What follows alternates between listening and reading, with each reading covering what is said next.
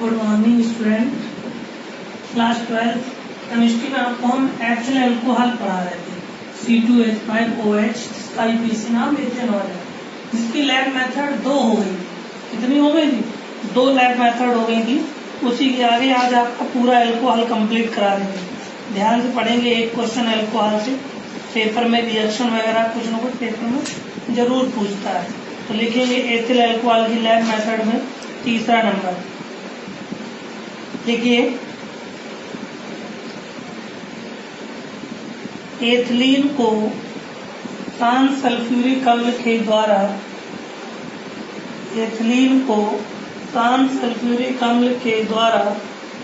क्रिया करके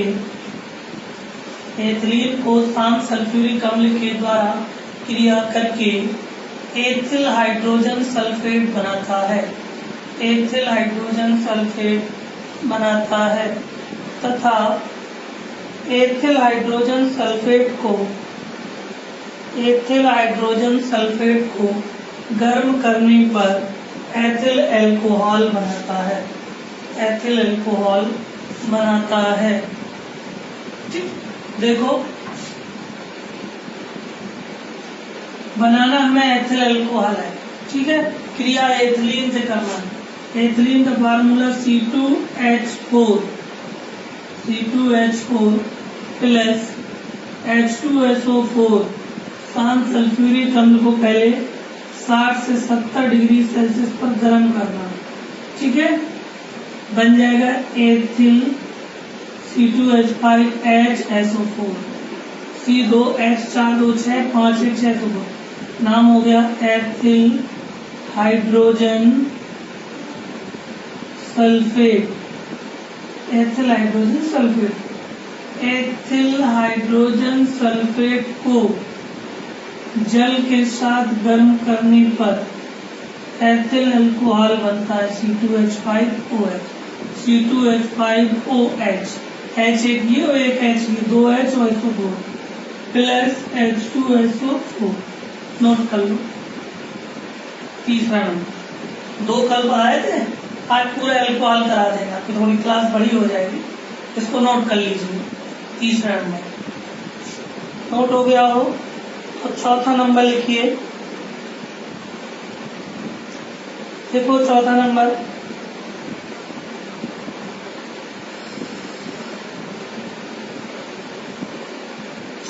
लिखिएगा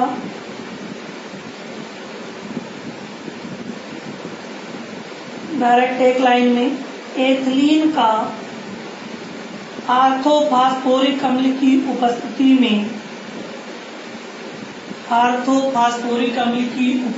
में जल अपघटन करने पर एथिल अल्कोहल बनता है। देखो, C2H4 एथिलीन का जल अपघटन करना है H2O 300 डिग्री सेल्सियस में गर्म और 70 ATM, यानी 300 डिग्री सेल्सियस गर्म करो और 70 ATM का मतलब एटमॉस्फेयर, 70 वायुमंडलीय दाब पर, और H3PO4 आर्थोफॉस्फोरिक अम्ल उत्प्रेरक की प्रेजेंस पे क्रिया करना है। बनना क्या है? C2H5OH C2H5 1 6 4 2 6 5 1 6 O। पूरी कंप्लीट कर लो, नोट कर लो। C2H4 का जल अपघटन करेंगे पर मेन है आर्थोफॉस्फोरिक अम्ल की प्रेजेंस पे 300 डिग्री टेम्परेचर को 70 ATM पर गर्म करना है। नोट कर लीजिए।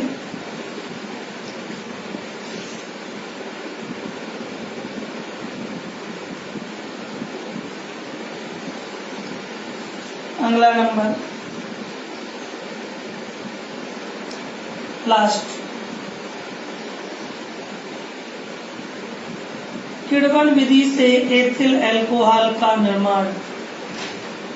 किण्वन विधि से एथिल अल्कोहल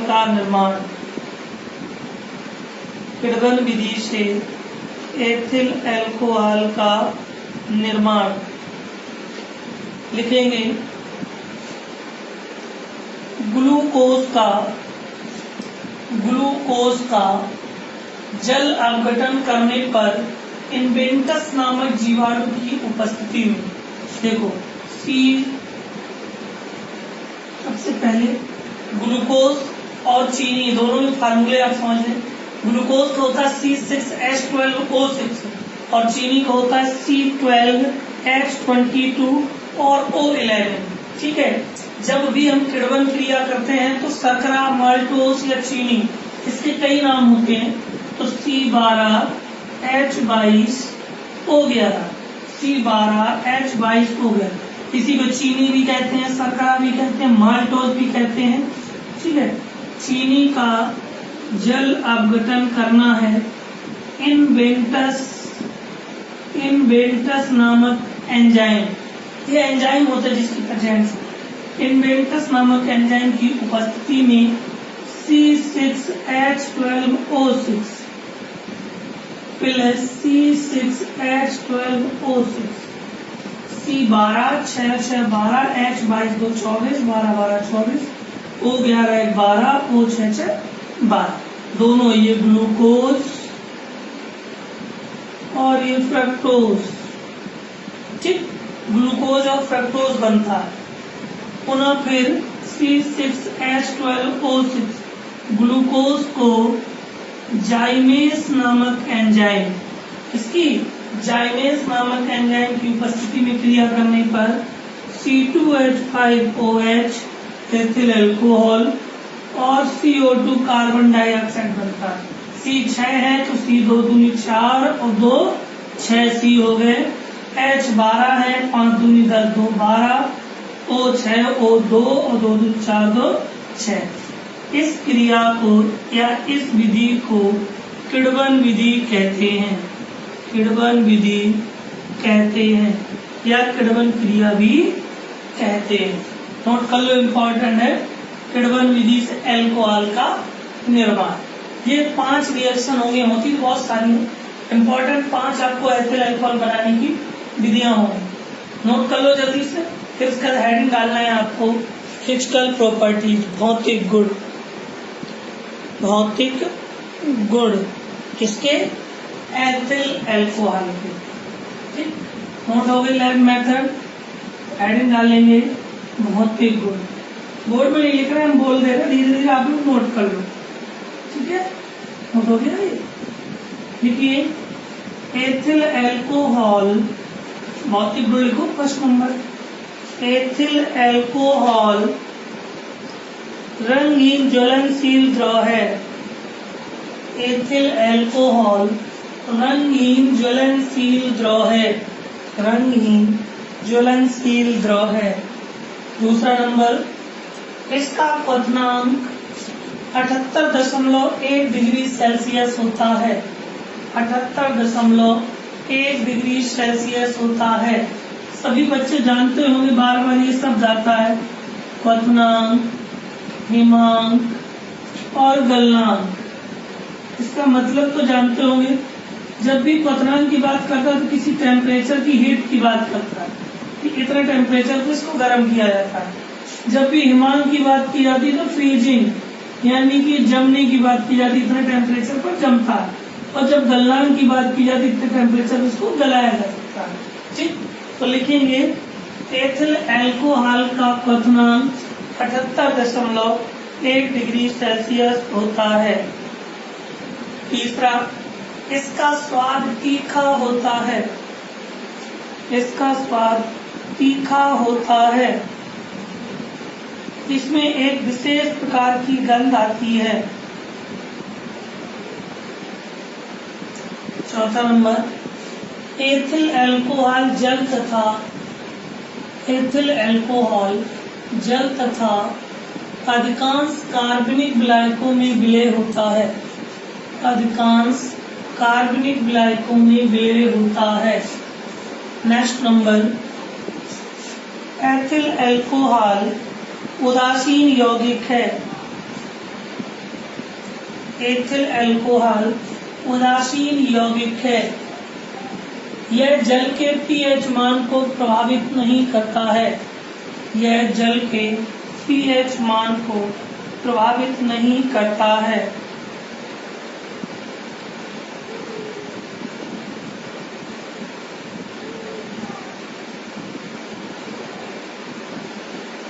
अब हेडिंग डालेंगे रासायनिक गुण। हेडिंग क्या डालेंगे? रासायनिक गुण, केमिकल प्रॉपर्टीज। रासायनिक गुण, केमिकल प्रॉपर्टीज। पहला नंबर डालेंगे वायु से क्रिया। वायु से क्रिया, रिएक्शन विथ ऑक्सीजन। ठीक, पता है हम लोगों को एथिल अल्कोहल का सूत्र C2H5, जिससे क्रिया का उससे क्रिया कर दो। ज्यादातर कोई भी कार्बनिक पदार्थ ऑक्सीजन से क्रिया करता है तो कार्बन डाइऑक्साइड और जल का निर्माण करता है। कार्बन कितने? 2 है तो आराम से 2 कार्बन लगा दीजिए। हाइड्रोजन 5 1 6 है तो हाइड्रोजन 3 दूनी 6 हो गए। ऑक्सीजन हो गए 2 दूनी 4 3 7, एक ही है तो 3 दूनी 6 और 1 7। कार्बन डाइऑक्साइड और जल नोट कर सकते हो। एथिल अल्कोहल जब वायु से क्रिया करता है कार्बन डाइऑक्साइड और जल बनता है। सेकंड नंबर लिखेंगे सक्रिय धातु से क्रिया। इसी को सक्रिय धातु कहते हैं, इसी को क्षार धातु कहते हैं, इसी को सोडियम भी कहते हैं। सोडियम, लिथियम, पोटेशियम, जितने भी फर्स्ट ग्रुप के तत्व हैं उनको हम लोग क्षार धातु या सक्रिय धातु में कहते हैं। तो एथिल अल्कोहल का सूत्र होता है C2H5OH प्लस क्षार सोडियम Na से क्रिया, तो बन जाएगा C2H5ONe। C2H5ONe नाम हो जाएगा sodium ethoxide. Sodium ethoxide C2H5ONe। H अकेले बचा तो H2 लिख दो, सब में 2 लगा दो। देखो गौर से C2H5O2, C2H5O Na2, H2 बचे, निकल गया H2।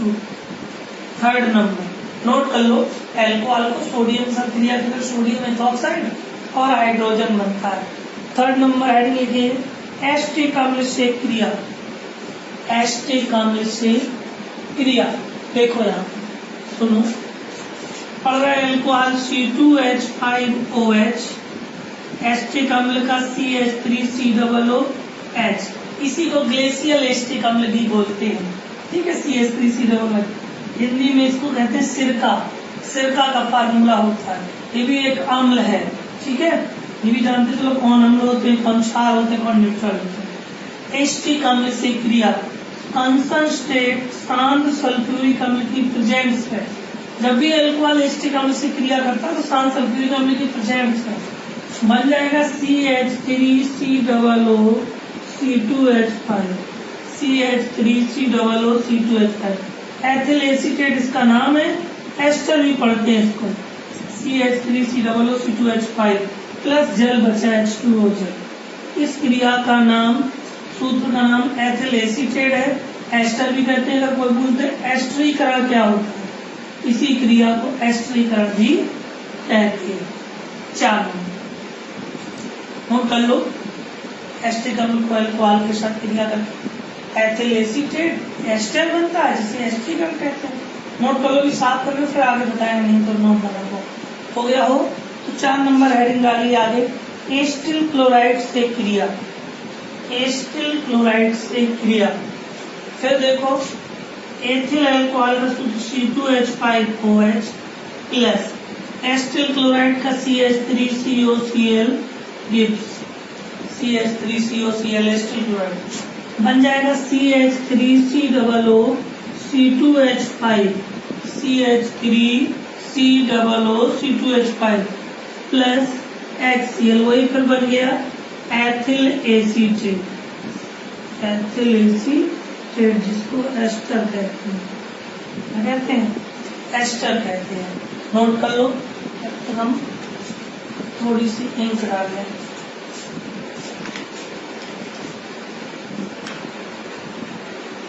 जल्दी से नोट कर लो।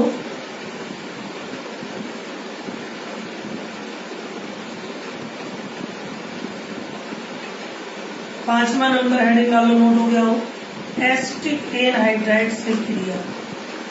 एसिटिक एनहाइड्राइड से क्रिया।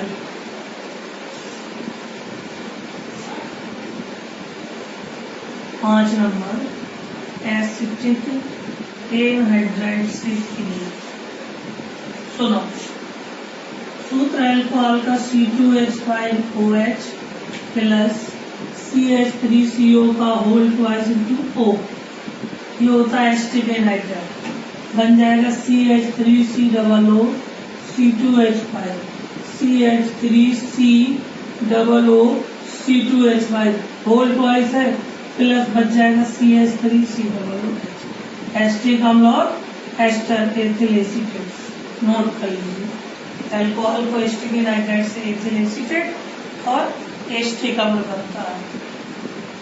अगला 6 नंबर ग्रिग्नार्ड अपकर्मक से क्रिया। ग्रिग्नार्ड अपकर्मक से क्रिया। ग्रिग्नार्ड अभिकर्मक से क्रिया। ग्रिग्नार्ड अपकर्मक से क्रिया। सुनो, पढ़ रहे हैं C2H5OH ethyl alcohol plus Grignard का CH3MgI, पीछे पढ़ा था C2H5MgI भी लिख सकते हो, ईथर की प्रेजेंस है, बन जाएगा। जब CH3 से क्रिया की तो CH4 बना दो मेथिल, CH3 एक H ये।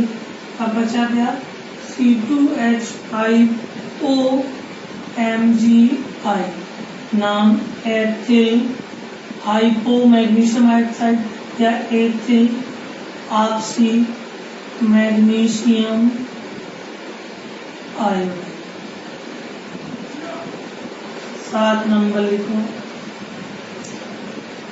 फास्फोरस हैलाइड से क्रिया। फास्फोरस हैलाइड से क्रिया। फास्फोरस हैलाइड क्या होता है? अगर कहते थे फास्फोरस पेंटाक्लोराइड से क्रिया तो एक ही होता, तो फास्फोरस हैलाइड कह दिया तो इसमें दोनों से क्रिया आपको समझा दें।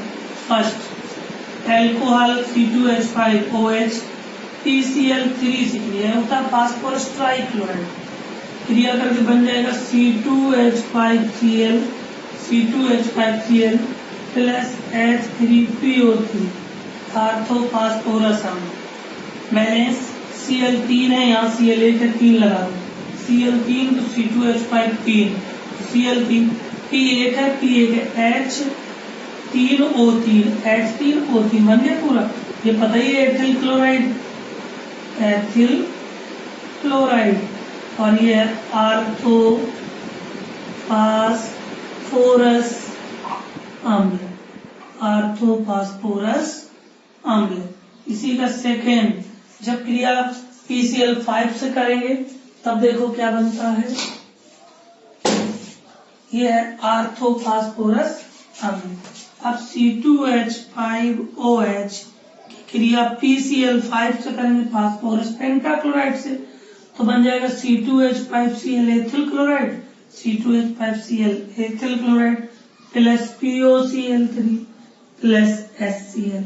बैलेंस देखिए C2H5Cl POCl3 प्लस HCl पूरा बैलेंस है। ये एथिल क्लोराइड, इसका नाम है फास्फोरस ऑक्सी ट्राइक्लोराइड, या कह सकते हो फास्फोरिल क्लोराइड, फास्फोरिल क्लोराइड, या अलग अलग पढ़ सकते हो फास्फोरस ऑक्सी ट्राइक्लोराइड। 8वां नंबर लिखो। एक और बताना, बहुत सारे हैं रासायनिक गुण, अगले वीडियो में कंप्लीट कराएंगे। इतना बड़ा वीडियो हो जाएगा फिर आप लोगों का वो डाउनलोड करने में दिक्कत होगी, लगभग 40 मिनट का वीडियो। एक और लिख लो बस, थायोनिल क्लोराइड से क्रिया। थायोनिल क्लोराइड से क्रिया। देखो C2H5OH ethyl alcohol plus thionyl chloride का SOCl2 बन जाएगा C2H5Cl plus SO2 plus HCl। Hydrochloric sulphur dioxide, ethyl chloride. इस क्रिया को याद रखना डार्जेन अपक्रिया भी कहते हैं, लिख लेना। इस क्रिया को डार्जेन अपक्रिया भी कहते हैं। कल नेक्स्ट वीडियो में आपके साथ रासायनिक गुण पूरे हो जाएंगे, आगे पढ़ाएंगे। बड़ा वीडियो हो जाएगा, फिर आप लोग ऊपर नहीं होगा, लगभग आधा घंटा के आसपास। ठीक है।